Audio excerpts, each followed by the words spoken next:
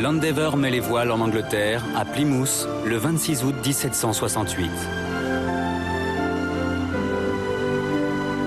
C'est le siècle des Lumières, une époque de grande exaltation intellectuelle. Des avancées considérables sont réalisées dans le domaine des sciences, de la philosophie et dans la découverte du monde. Officiellement, l'Endeavour est en mission scientifique dont le but est de mesurer le transit de Vénus. Un phénomène astronomique d'une grande rareté au cours duquel la planète passe devant le Soleil.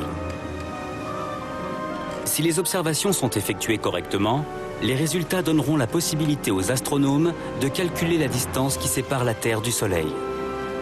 Une information précieuse qui par la suite pourrait leur permettre de mesurer les dimensions du système solaire.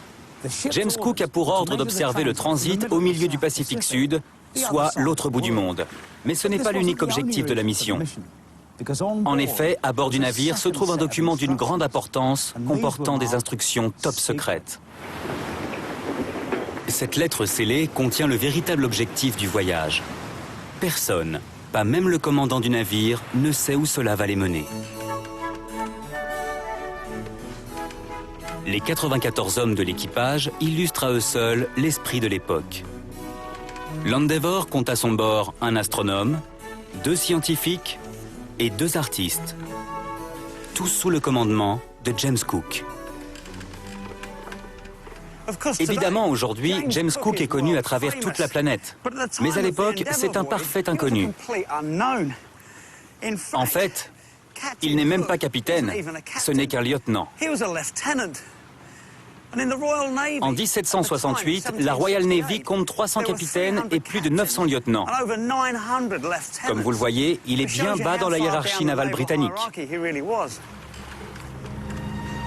En effet, le choix du lieutenant Cook est surprenant pour une mission de ce genre. Comme il l'écrivit, sa carrière débuta sous des auspices peu prometteurs. Je suis un homme privé de l'avantage d'une bonne éducation et dépourvu de tout talent d'écriture.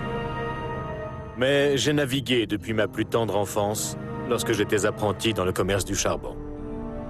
Après 10 ans passés à bord des bateaux à charbon du nord-est de l'Angleterre, James Cook s'engage dans la Royal Navy comme matelot avant d'accéder au rang de maître d'équipage.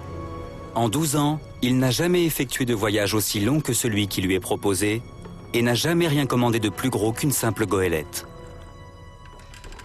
Cook est coincé par une barrière, celle de la classe sociale. C'est un enfant de paysan du Yorkshire. Pas vraiment le candidat idéal pour une marine obsédée par le respect de l'appartenance sociale.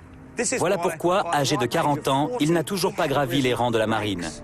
C'est aussi pour cela qu'après l'avoir choisi pour mener la mission, l'amirauté le maintient à distance en refusant de le promouvoir capitaine.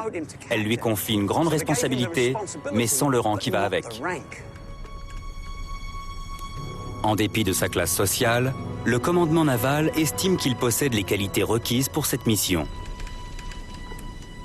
Il a prouvé à plusieurs reprises qu'il était un navigateur émérite et un bon cartographe. De plus, il est fasciné d'astronomie.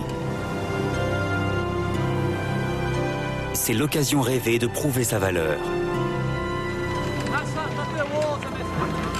Il a enfin la chance de révéler ses talents et de démontrer que la classe sociale n'est pas un obstacle aux grandes réalisations. Parfait, gardez le cap.